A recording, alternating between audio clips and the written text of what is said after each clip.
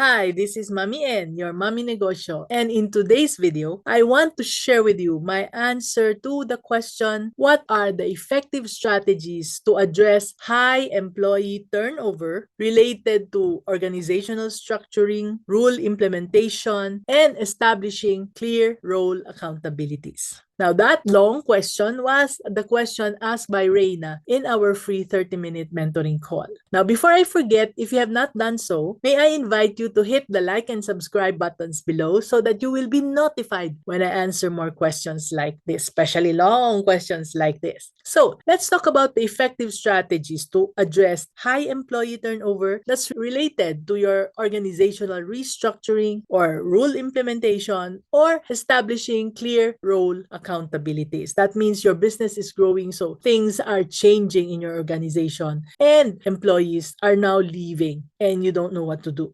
Reina, when she asked that question, I gave her 5 simple tips. So I'd like to share this with you because I hope that this will also help you with employees who are leaving when your business changes or when you make new rules and you assign clearer job responsibilities and some of them could not understand it and therefore they are resigning or giving you one reason or another to leave. First of all, at this point, if you are experiencing this, let me congratulate you because it means that you are clearly experiencing growing pains. Yes, it is painful, especially when you are dealing with people's issues. And most especially when those who leave are people with whom you have already formed relationships, years of relationships with. So here are the 5 tips. Tip number 1, talk openly between you and your team. Make sure to talk and share information with everyone about the changes that are happening in your business. Tell them that the changes are positive changes. Explain why things are changing, what the benefits will be, and how it fits with the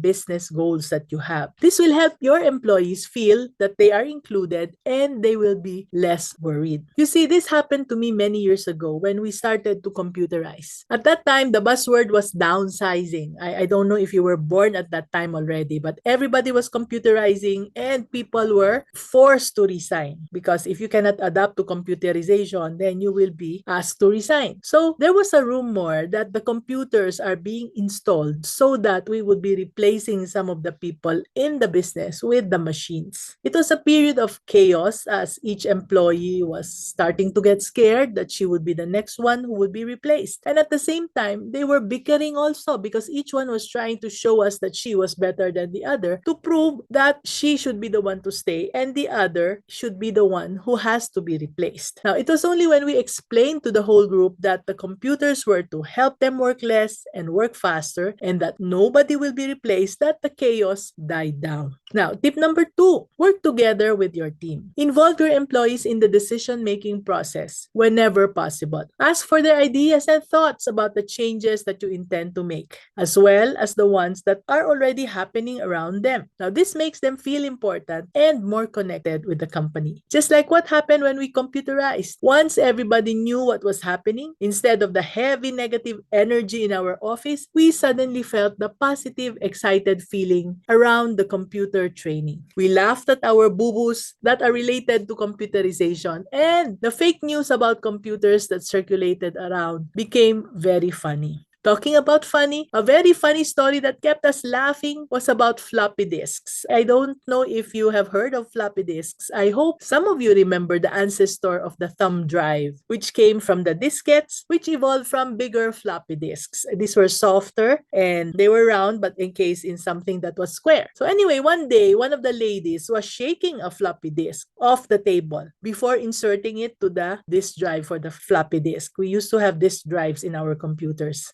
When asked what she was doing, okay, somebody asked her and said, "Hey, what are you doing?" She said, "I'm shaking off the viruses from the diskette." She heard about viruses and she thought that the viruses can be just shaken off from the diskette. So that was a story that we'd still laugh at until today. So when people have a positive energy, then changes would not be as difficult. Tip number 3, help your team to learn and grow. What my team is strong at is in providing training and support for everyone, and especially during this time of change. offer them chances to learn new skills and to get better at their jobs. This shows that the company cares about the success and that we are still eager to continue to have them in the team. Now, if we send this message of reassurance to them, it reduces the chances of them getting scared of losing their jobs and looking for other jobs elsewhere to feel safe. So tip number 4 now, let everyone in the team know what to do. This is a time to explain to them clearly what each person's job or role is and what is expected of them. Write down their responsibilities and let them know how they will be measured or evaluated. This is something we do well in our organizations, even when no major change is happening. And with the threat of a big revamp and many people uncertain of their future, this is something we can re-emphasize in case some people have forgotten. So when people understand their roles, they are less likely to leave because they feel more supported and as a result, more confident in their jobs and positions.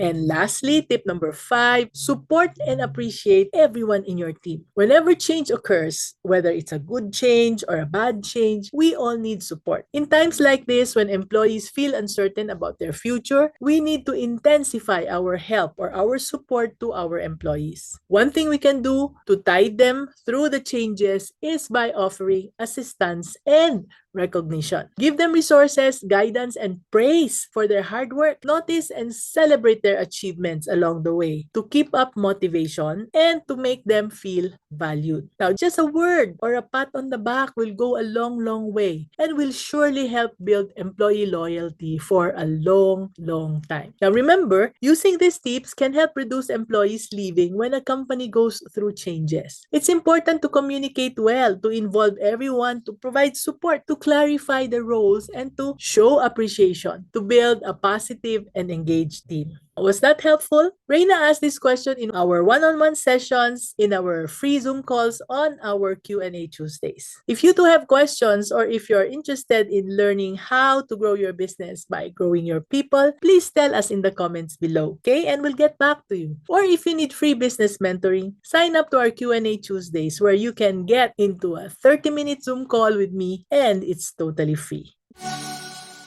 So, if that was helpful and you want more business tips, then click the link in the description below to sign up for my weekly newsletter. And you'll get free access to exclusive insights, private questions and answers, and inspiring episodes delivered from my heart to yours straight to your inbox. This is Mommy N, your Mommy Negosyo, saying, be business-minded, Pinoy.